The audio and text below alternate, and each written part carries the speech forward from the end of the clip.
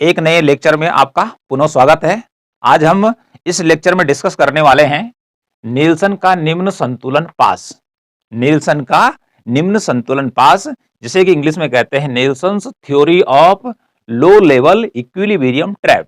यह जो टॉपिक है यह पार्ट नंबर 2 है।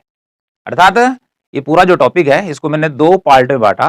पहला पार्ट में पढ़ा चुका हूं और इस समय हमारा यह दूसरा जो पार्ट है वह चालू है।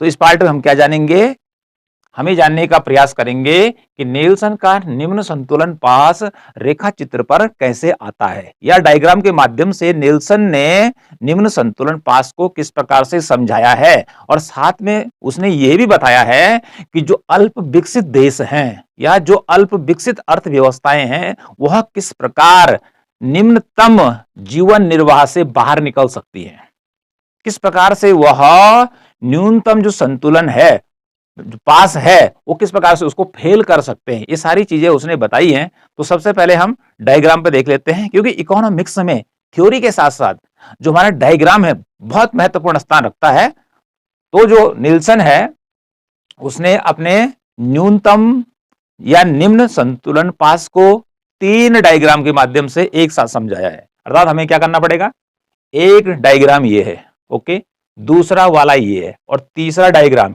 ये है। तो इस प्रकार 3 डायग्राम एक दूसरे से कनेक्टेड है। कुल मिलाकर ये पावर हाउस है, ठीक है, जहां पर विभिन्न तारों के द्वारा एक ट्रांसमीटर को दूसरे ट्रांसमीटर से जोड़ा गया है।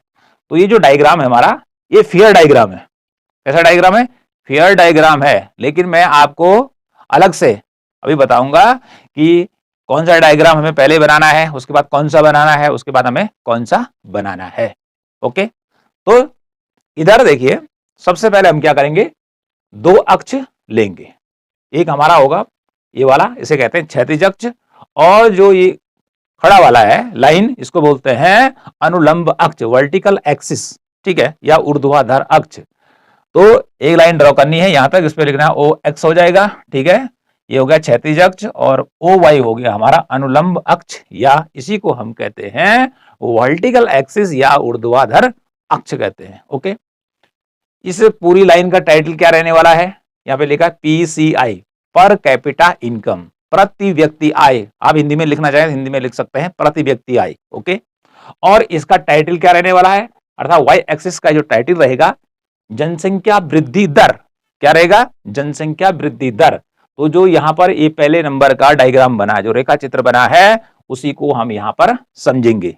तो नील्सन ने क्या कहा, नील्सन ने जो कहा सबसे पहले उसको हम यहां पर एक लाइन या वक्र उसके लिए ड्रॉ करेंगे। आप क्या करेंगे, यहां से लेकर यहां पर एक स्थान फिक्स ले लेंगे, ठीक है, दूरी लेंगे, और यहां से क्या करना है, आपने नीचे से थोड़ा और इस प्रकार से आपने एक लाइन ऐसे ड्रॉ करनी है ऊपर की तरफ। ये लाइन देखिए यहां पर, अर्थात यहां पर जहां पर ये पड़ी वाली लाइन को क्या कर रही है, काट रही है, यहां पर एक अक्षर लिखना, कोई भी अक्षर लिखा जा सकता है, हम लिखते हैं इसको यहां पर एस डैश, ठीक है जी। यह न्यून संतुलन का बिंदु है, न्यून संतुलन का बिंदु है कि जहां पर कैपिटा इनकम और जनसंख्या वृद्धि की दर क्या है, एकदम से एक दूसरे के बराबर है, ठीक है।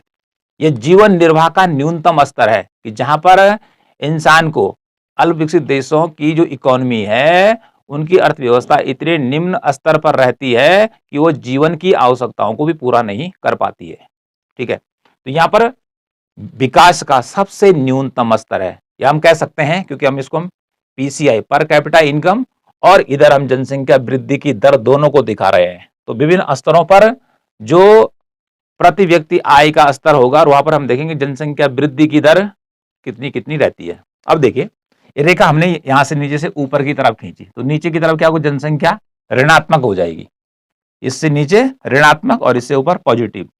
तो वो क्या कहता है, कौन, नील्सन कहता है कि जैसे जैसे प्रति व्यक्ति आय बढ़ती है, प्रति व्यक्ति आय बढ़ती है, तो क्या होता है, जनसंख्या वृद्धि की दर बढ़ने लगती है। इसलिए ये रेखा ऊपर की तरफ खींचनी है, ये बढ़ रही है। अब कैसे बढ़ रही है, देखिए भाई, कि एक यहां पे लेते हैं, ठीक है जी, एक लेवल हमने यहां पे लिया किसका, पर कैपिटा इनकम का, ठीक है, और इसको हमने यहां से यहां मिलाया, यहां से हमने इसको यहां मिलाया तो एक पॉइंट हो गया कि यदि यहां से लेकर यहां तक क्या बढ़ती है, प्रति व्यक्ति आय बढ़ती है, तो जनसंख्या क्या करती है उसके अनुसार इतना बढ़ जाती है। ओके, यदि क्या होता है पर कैपिटा इनकम का एक लेवल और ले लेते हैं, यहीं से मिला लेते हैं और इसको इधर करते हैं, तो फिर क्या होती है, जनसंख्या यहां से और ऊपर की ओर चल रही है, अर्थात पर कैपिटा इनकम प्रति व्यक्ति आय जैसे जैसे बढ़ रही है वैसे वैसे जनसंख्या की वृद्धि दर भी बढ़ रही है, ऐसा उसने कहा।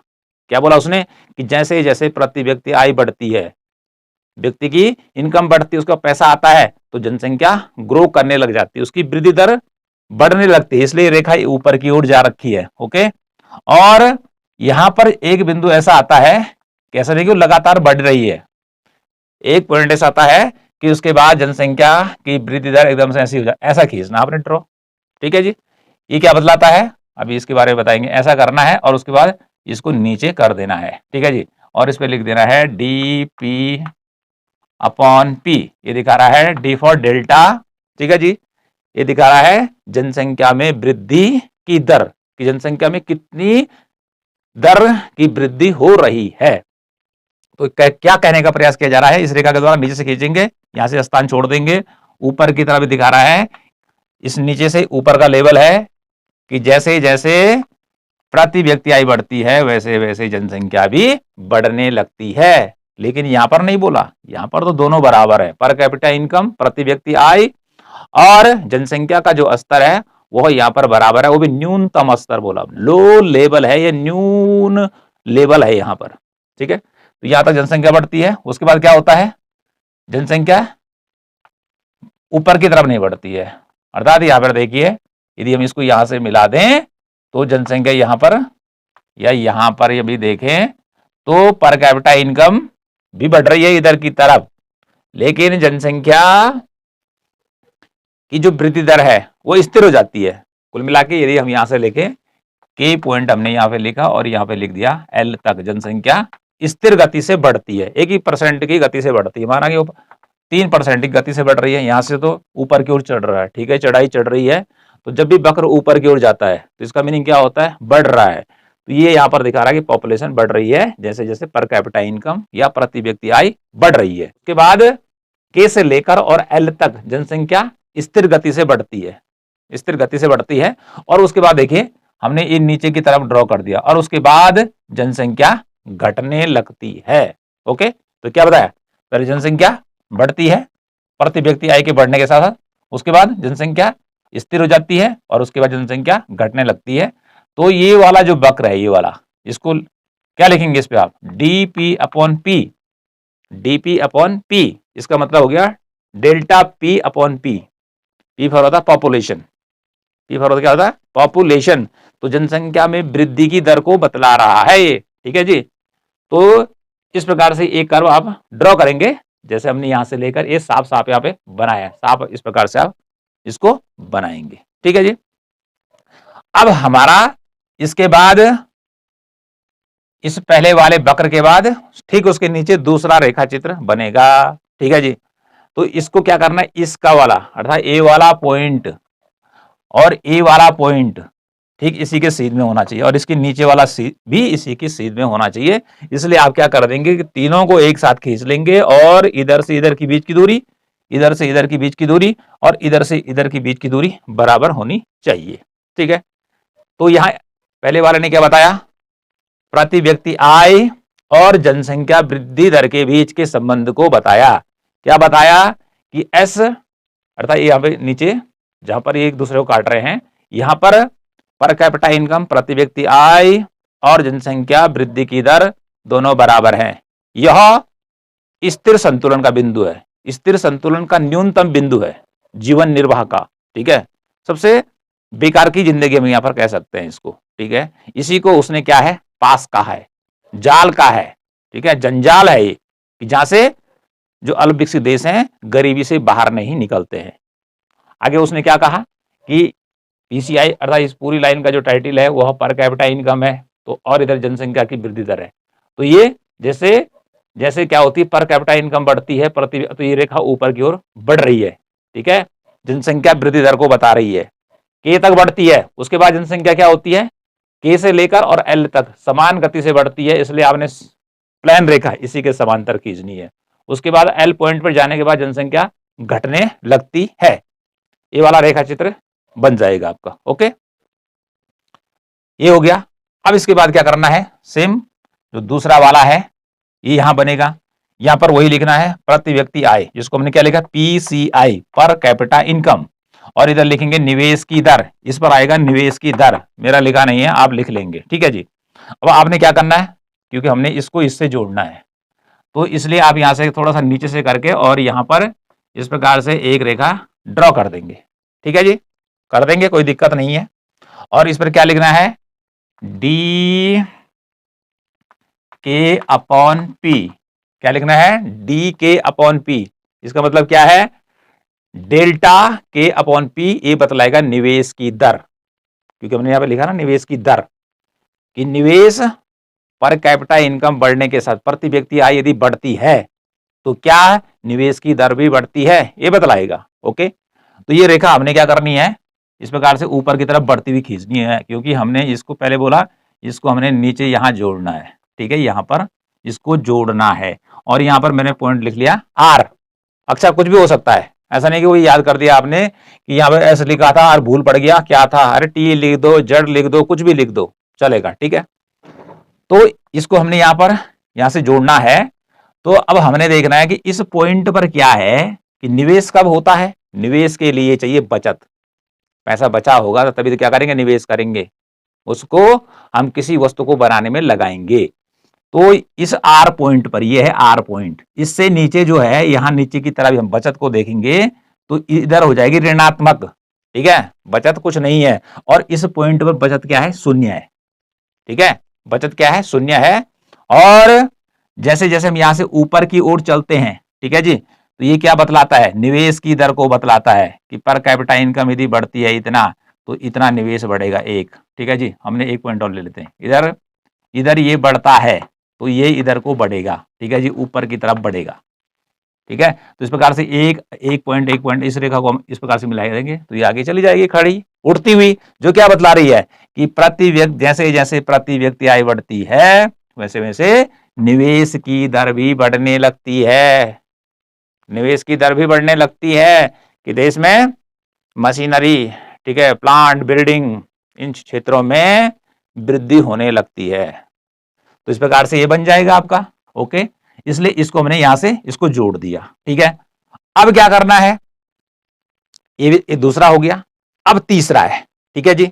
अब तीसरा बनाने के लिए क्या करना है आपने, सेम जो ये वाला है, जो ये वाला है यही सेम नीचे उतार देना है। और ये वही बतला रहा है जो कि मैं पहले आपको बतला चुका हूं कि प्रति व्यक्ति आय के साथ साथ पहले जनसंख्या बढ़ती है, फिर स्थिर हो जाती है, फिर गिरने लगती है या घटने लगती है, ठीक है जी। अब हमने तीसरा वाला ये अंतिम रेखा चित्र है, इसलिए पहले पे लिखा है एक, इस पे लिखा दूसरा और इस पे लिख दिया तीसरा। जैसे हमने यहाँ पे लिखा हुआ है पहले नंबर का, दूसरे नंबर का और तीसरे नंबर का, ठीक है जी। अब क्या करना देखिए, पहला वाला ऊपर वाला उतार दिया। अब हमने क्या, एक दूसरा वक्र ड्रॉ करना है, और जो वक्र है ये वाला है जिसपे हमें फक्र है, ये वाला जो मेरा यहाँ पे देखिए डार्क दिखा रखा है, गोट गोट के बना रखा है, किससे, चौक से। तो यहां से क्या करेंगे हम, एक, ठीक है, वक्र ड्रॉ करेंगे यहां से, ठीक है जी। ये नीचे से जाएगा और इसके बाद इसको ऊपर ले जाना है, कोई बहुत बड़ी बात तो है नहीं। फिर इसको नीचे गिरा देना है यहां से, और इसको यहां इस प्रकार से लेकर हम जाएंगे। ओके, इस पर क्या लिखना है, इस वाले का, क्योंकि पहला वाला तो वही है डीपी अपॉन पी, अर्थात डेल्टा पी अपॉन पी जनसंख्या वृद्धि दर को बतला रहा है। और ये क्या बतलाएगा, डी वाई अपॉन वाई, ठीक है जी। ये बताएगा प्रति व्यक्ति आय में वृद्धि, प्रति व्यक्ति आय में वृद्धि को बतलाता है। ओके जी, कि प्रति व्यक्ति आय में वृद्धि प्रति व्यक्ति आय के विभिन्न स्तरों पर किस प्रकार से होती है, ठीक है जी। अब इसको हमने यहां से जोड़ना है, इसलिए इसको डॉट डॉट करते हुए, ठीक है जी, इस रेखा को यहां लाना है। ओके, और इस पे हमने माना लिख दिया एस, ठीक है जी। यहां पर देखेंगे इस पॉइंट पर, इस पॉइंट पर क्या है, ये दोनों चीजें, अर्थात ये वाला जो वक्र है ये क्या बता रहा है, प्रति व्यक्ति आय में वृद्धि और जनसंख्या में वृद्धि दोनों की जो दर है यहां पर बराबर है। ठीक है जी, दोनों की दर क्या है यहां पर बराबर है। और इसी को अर्थात ये न्यूनतम जीवन निर्वाह का स्तर है अल्प विकसित देशों का, गरीब देशों का। क्योंकि नीलसन ने ये थ्योरी जो दी थी, कब दी थी, 1956 में दी थी भाई उसने, अल्प विकसित देशों के लिए। ठीक है, जिसमें भारत भी शामिल था। ठीक है, अब यहां देखिए ये वाला, इसमें नजर डालिए, ये तो पहले का ही बना हुआ है, तो ये जनसंख्या की वृद्धि दर को बतला रहा है, इस पर आप लिखेंगे। अब यहां से देखिए, यहाँ पे हम बोल दिया हमने कि प्रति व्यक्ति आय ये और ये दोनों वक्र जहां पर दोनों बराबर हैं, एस बिंदु यहां पर लिखना है। हमारा एस लिखा है, ये वाला और ये वाला दोनों कर्व क्या हैं, एक दूसरे के बराबर हैं, एक दूसरे के बराबर हैं। अर्थात ये वाला पॉइंट, ये वाला पॉइंट और ये वाला सब एक दूसरे के बराबर हो गए। कहने का मीनिंग क्या है कि यहां पर जनसंख्या की वृद्धि दर और इधर प्रति व्यक्ति आय की दर और बचत की दर यहां पर सब क्या है, शून्य है या एक दूसरे के बराबर हैं। और जो ये हमारा ये एस पॉइंट है यहां पर, ठीक है, इस एस पॉइंट को नेल्सन जी ने क्या कहा, उसने इसका नाम दिया स्थिर संतुलन। क्या नाम दिया इसको, स्थिर संतुलन। अर्थात जो हमारा ये एस पॉइंट है यहां पर, ये स्थिर संतुलन का बिंदु है और यही नेल्सन का निम्न संतुलन पास है, कि जिसमें कि अल्प विकसित देशों की अर्थव्यवस्था जकड़ी रहती है, गरीबी में फंसी रहती है, विकास की ओर नहीं बढ़ पाती है। क्योंकि उसने कुछ कारण बताए थे जो हम पहले पढ़ाए आपको, कि यहां पर जनसंख्या भी बढ़ती है। सबसे बड़ी समस्या क्या है कि जनसंख्या इनकम की तुलना में तेजी से बढ़ती है। ओके, तो जनसंख्या जब तेजी से बढ़ती है लेकिन उस दर से पैसा नहीं बढ़ता है। ठीक है, कि जिस दर से इंसान बढ़ रहा है उस दर से पैसा नहीं बढ़ रहा है। जैसे गरीबी रहती है इसलिए उन देशों में विकास नहीं हो पाता है, स्कूल नहीं है, सड़क नहीं है, पोर्ट नहीं है, आने जाने के साधन नहीं है। ठीक है जी, तो हर चीज का स्तर निम्न रहता है जिसका असर वहां पर रहने वाले लोगों के जीवन पर पड़ता है। ओके, यही बतलाने का काम कर रहे हैं, लेकिन हम रेखा चित्र को समझेंगे। देखो भाई, ये तो मैं बता चुका हूं। अब देखिए ये वाली जो हमारा ये वाला कर्व है, वक्र ये वाला, तो यहां तक देखिए, यहां से एस से लेकर और यहां तक ये चढ़ रहा है ऊपर की तरफ, जिसमें हमने आपको बताया था कि यह प्रति व्यक्ति आय के साथ बढ़ रहा है, यहाँ पे बताया था। ठीक है जी, ये लगातार बढ़ रहा है। उसके बाद यहाँ तक जनसंख्या स्थिर हो जाती है फ्लैट रेट से। ठीक है, एक ही दर से बढ़ती है, उसके बाद जनसंख्या घटने लगती है। ओके, अब ये दूसरा वाला जो कर्व नीचे से खींचा मैंने, ये वाला, ये हमारा बतला रहा है प्रति व्यक्ति आय में वृद्धि की दर को। अब यहां पर देखिए कि जो जनसंख्या वृद्धि की ये रेखा है ये ऊपर चली गई और ये हो गई नीचे, तो यहां से लेकर यहां तक तो ये नीचे ही चल रही है। तो इसका मीनिंग क्या है, इसका मीनिंग समझाते हैं आपको। इसका मीनिंग है, इधर मैं जो एरो लगा रहा हूं, कि जनसंख्या ज्यादा बढ़ रही है और पर कैपिटा इनकम की जो ये रेखा है ये नीचे है। इसका मीनिंग है कि जनसंख्या तेजी से बढ़ रही है लेकिन जो प्रति व्यक्ति आय है वह कम दर से बढ़ रही है, इसलिए ये रेखा क्या होगी, नीचे रहेगी। तो जो ऊपर रहेगा भाई उसका लेवल क्या होगा, ज्यादा होगा, और जो नीचे रहेगा उसका लेवल क्या होगा, नीचा रहेगा, लो लेवल रहेगा। तो ये ऊपर वाली रेखा बता रही है कि जनसंख्या ज्यादा बढ़ रही है, किसकी तुलना में, प्रति व्यक्ति आय में वृद्धि की तुलना में। ओके जी, तो यहां से यहां पर देखिए एक पॉइंट ऐसा आता है कि जहां पर कि प्रति व्यक्ति आय बढ़ते बढ़ते बढ़ते, ठीक है जी, और जहां पर जनसंख्या की वृद्धि दर है यहां पर एक दूसरे के बराबर हो जाती है ऊपर पहुंचने के बाद। यहां से एक रेखा हमने नीचे लेनी है और यहां पर हम लिख देंगे y बटे y। ये क्या बतला रही है, ये बतला रहा है वही पीसीआई, पर कैपिटा इनकम को बतला रहा है। ठीक है जी, यहां हो गया तो एक दूसरे के बराबर हो गया। अब ये क्या कहता है कि यदि इससे नीचे, यदि ऐसा ही रहता है कि प्रति व्यक्ति आय नीचे रहती है, ठीक है, और जनसंख्या वृद्धि दर ऊपर रहती है, तो क्या होगा कि अल्प विकसित देश विकास नहीं कर पाएंगे। ठीक है जी, वो फिर घूम फिर के यहां इसी पॉइंट पे आ जाएंगे। कहां, एस पॉइंट पे आ जाएंगे, एस बिंदु पर आ जाएंगे, जो कि न्यून जीवन का स्तर है, अल्प विकास का स्तर है, गरीबी का स्तर है। ओके, अब इससे आगे देखिए हम, अब जनसंख्या की लाइन नीचे रह गई ये वाली, और यहां से प्रति व्यक्ति आय हमने ऊपर दिखा दी है। ऊपर तो खींचना है इसको, कोई बड़ी बात थोड़ी है, यहाँ पे पैमाना थोड़ी दिखाया जा रहा है, इसको ऊपर कर दीजिए, ठीक है जी। इसका मीनिंग क्या हो गया कि अब यहां पर प्रति व्यक्ति आय बढ़ रही है, किसकी तुलना में, जनसंख्या तो नीचे रह गई, अब ये चला गया ऊपर। ये तो बहुत अच्छी बात है भाई कि जनसंख्या की वृद्धि दर कम है और पर कैपिटा इनकम ज्यादा बढ़ने लगी है। तो इसका अर्थ है कि देश तरक्की करने लग गया है, देश विकास करने लग गया है। तो यहां से लेकर, जैसे हमने यहां पर अक्षर दिया है एम और एन, ठीक है जी, यहां पर लिख देते हैं एम और एन। तो ठीक है जी, एम और एन के बीच यहां पर देखिए, यहां से हमारी पर कैपिटा इनकम की ये लाइन है और ये नीचे वाली जनसंख्या वृद्धि की लाइन है। तो ये कम हो जाती है और ये ज्यादा हो जाता है, ठीक है, प्रति व्यक्ति आय ज्यादा हो जाती है और जनसंख्या की वृद्धि दर कम हो जाती है। ये तो बहुत अच्छी बात है भाई, लेकिन ऐसा नहीं है कि लगातार वृद्धि होती रहती है, उसके बाद देखिए नीचे गिरता है और एन पॉइंट पर, इस पॉइंट पे हमने एन नाम दे रखा है इस पे, ठीक है, यहां पर जनसंख्या की वृद्धि दर और ये हमारी प्रति व्यक्ति आय की वृद्धि दर क्या हो जाती है, बराबर हो जाती है। किस पर, अगला y अपॉन y, इसको डैश कर देंगे, ये पर कैपिटा इनकम का दूसरा लेवल है। ओके, तो अब यदि नीलसन ने कहा कि यहां पर तो बराबर हो गया और इससे नीचे यदि कोई कदम नहीं उठाती है गवर्नमेंट, किसके लिए, प्रति व्यक्ति आय को बढ़ाने के लिए, स्वयं निवेश नहीं करती है, पैसा नहीं लगाती देश के इंफ्रास्ट्रक्चर को बढ़ाने के लिए,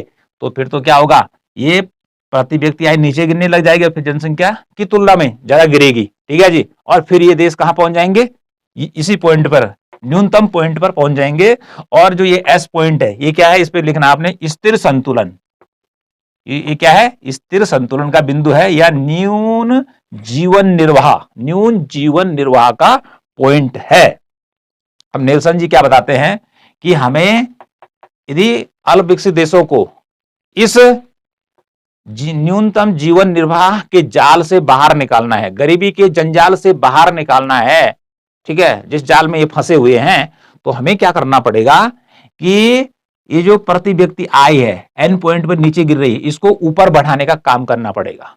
क्या करना पड़ेगा, बढ़ाने का काम करना पड़ेगा, या नीचे नहीं गिराना है इसको, पर कैपिटा इनकम इसको ऊपर लाना है, ठीक है जी, इसको बढ़ाएंगे तो फिर इस प्रकार से ये नीचे नहीं गिरेगा, नीचे नहीं गिरेगा, ठीक है, फिर ये हो सकता है कि आगे की तरफ धीरे धीरे आगे की तरफ बढ़ता रहे, ठीक है जी। कुल मिला के जनसंख्या वृद्धि की तुलना में इसको ऊपर रहना चाहिए, कि जितने लोग बढ़ रहे हैं उसकी तुलना में पैसा ज्यादा बढ़ना चाहिए, ऐसा नीलसन ने बताया है। तभी जाके क्या होगा कि जो अल्प विकसित देश हैं वह निम्न संतुलन पास का जो लो लेवल इक्विलिब्रियम ट्रैप है, इससे बाहर निकल सकते हैं, इस जाल से बाहर निकल सकते हैं, अर्थात गरीबी के जो जाल में फंसे हुए हैं अल्प विकसित देश, जैसे भारत है, इंडोनेशिया है, तमाम जो अफ्रीका के मुल्क हैं, ठीक है, इनमें जो व्यापक गरीबी है, ठीक है, जो देश के विकास को पीछे छोड़ने का काम करती है। अभी हमारी कंट्री में बुलेट ट्रेन नहीं आई, सोच रहे हैं, जापान में कब चल गई थी, अमेरिका में कब चल गई थी, ब्रिटेन में कब चल गई थी, हर हमारी अभी क्या है,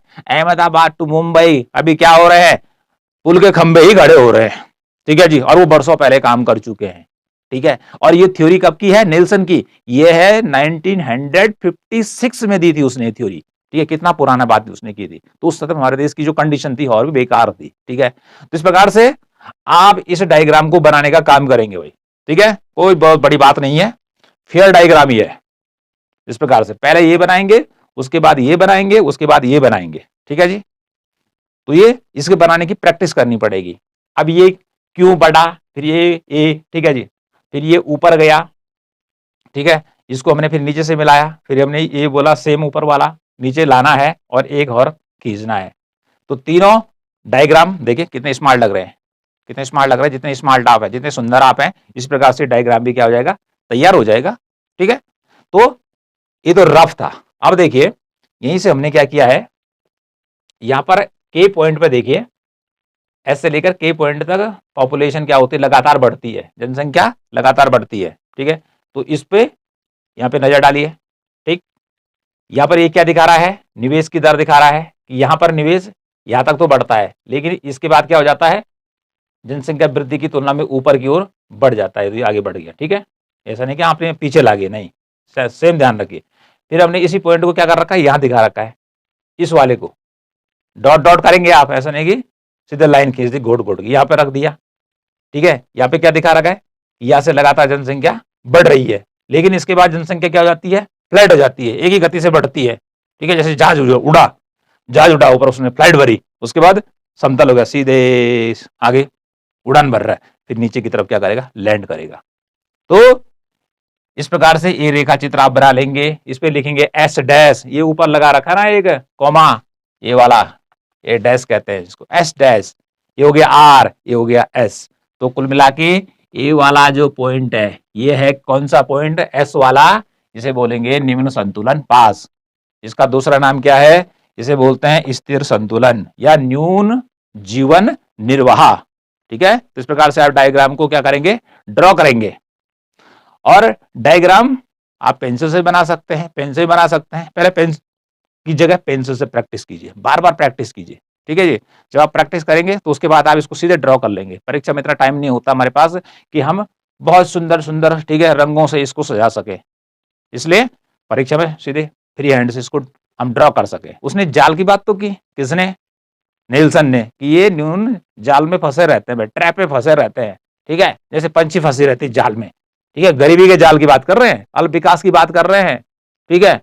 तो उस जाल से बाहर निकालने के लिए इसने कुछ बातें बताई है कि निम्न संतुलन पास के उपाय, कि निम्न संतुलन पास से अल्प विकसित देश बाहर कैसे निकल सकते हैं। तो इसके लिए इसने कुछ सुझाव दिए। क्या दिए, सुझाव दिए, क्या सुझाव दिए, देखिए, अनुकूल सामाजिक और राजनीतिक वातावरण, अनुकूल सामाजिक और राजनीतिक वातावरण देश में तैयार करना है भाई। तो समाज, क्योंकि जो अल्पविकसित देश है इनका समाज कैसा होता है, रूढ़िवादी होता है, भाग्यवादी होता है, इसलिए एजुकेशन को आपको बढ़ाना पड़ेगा, स्कूल खोलने पड़ेंगे, कॉलेज खोलने पड़ेंगे, ठीक है। तो फिर लोगों की सोच बदलेगी, बचत करने की भावना इनमें आएगी। जो भी चीजें, शिक्षा ही एक ऐसा हथियार है कि जो सारे चेंजमेंट व्यक्ति में लाता, विकास के मार्ग को आगे प्रशस्त करता है। साथ ही बोला राजनीतिक वातावरण, क्योंकि जो अल्पविकसित देश है यहाँ पे सरकारें कैसी होती है, गिरती रहती है, ठीक है, बार बार गिरती रहती है, या यहाँ पर सिविल वार चलता है, गृह युद्ध, देश दो टुकड़ों में बटा रहता है, एक तरफ एक की सेना, देश से तरफ दूसरे की सेना, बस लड़ते रहते हैं, सारा पैसा यही खर्च हो जाता है।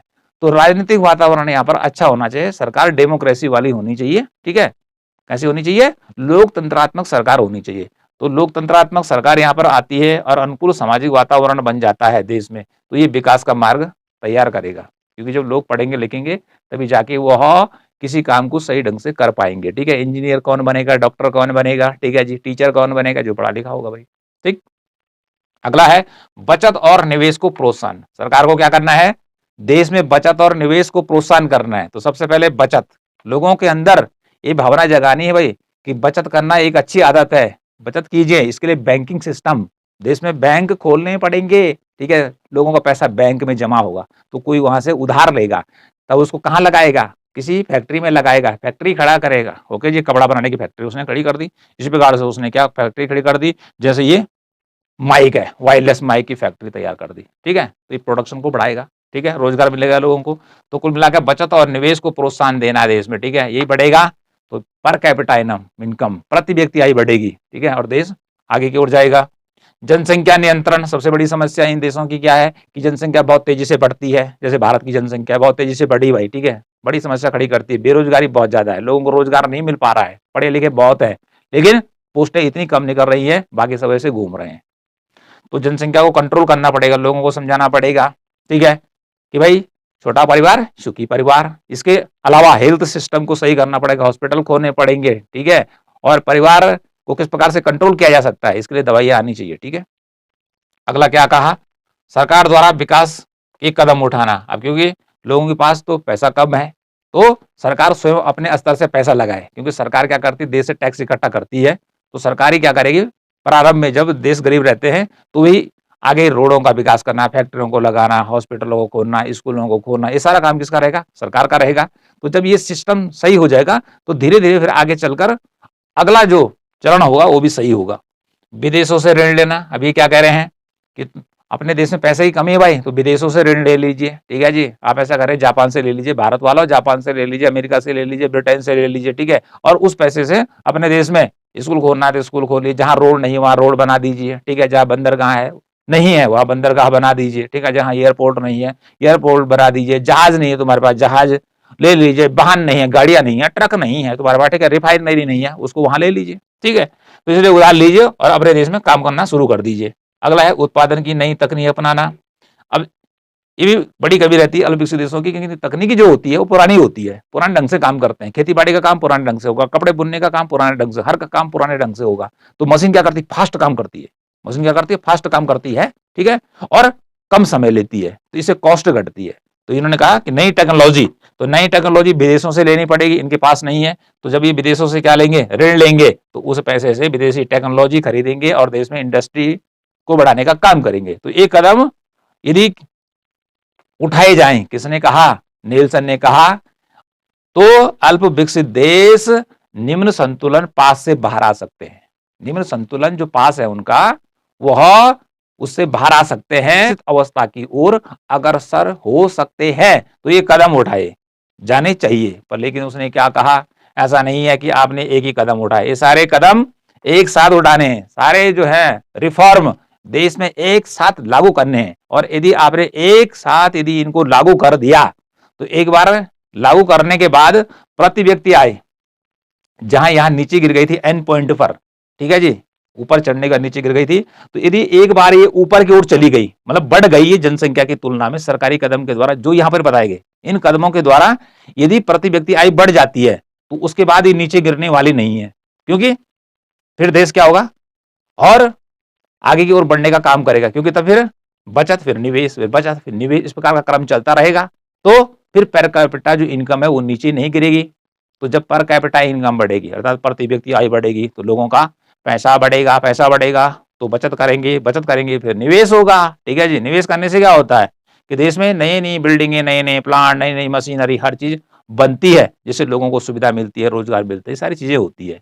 तो कुल मिलाकर नेल्सन ने क्या कहा, नेल्सन ने कहा कि अल्प विकसित जो अर्थव्यवस्था है, पहले उसने समझाया क्यों यह न्यून पास में फंसी रहती हैं, क्यों इन देशों की इकोनॉमी इतनी कमजोर होती है, ठीक है। उसके बाद उसने कहा कि कैसे हमने इसको बाहर निकालना है, ठीक है। बाहर निकालने के लिए सारी चीजें आपको बता दी। और यदि एक बार ये बाहर निकल गई, तो फिर ये सतत विकास का मार्ग प्राप्त कर लेंगी। जैसे भारत है, तो भारत की स्थिति 1956 में कुछ और थी, लेकिन आज लेटेस्ट हम बात करें तो भारत क्या है, लगातार ग्रो कर रहा है, पर कैपिटा जो इनकम है हमारी लगातार बढ़ती चली जा रही है। तो इस प्रकार से ये वीडियो का दूसरा पार्ट था। ज्यादा इसमें जो इंपॉर्टेंट था वो उसका अर्थात नेल्सन के द्वारा समझाया गया डायग्राम था। 2-3 बार आप प्रैक्टिस कीजिए, ठीक है। प्रैक्टिस करेंगे तो इसको आप बना लेंगे। डायग्राम को समझ गए तो समझ लीजिए उसने जो जो बताया वो सब डायग्राम में बताया गया है। साथ में हम बता दें आपको कि डायग्राम आप पेंसिल से बनाए चाहे पेन से बनाओ, कोई फर्क नहीं पड़ता है, ठीक है। तो पेंसिल से ये होता है कि खराब बन गया तो मिटा सकते हैं, लेकिन जैसे आजकल वर्तमान में बहुत सारे एग्जामिनेशनों में फ्रॉड काम चल रहा है, इसलिए हमने एक वीडियो में बताया था आपको कि आप पेन से बनाए, पहले पेंसिल से ड्रॉ करिए और उसके बाद उस पर पेन चला दीजिए, नहीं तो कहीं मिटने या मिटाने का भी खतरा रहता है। ऐसा आज खूब चल रहा है। तो आई होप कि नेल्सन का जो न्यून संतुलन पास सिद्धांत था आपकी समझ में आ गया होगा।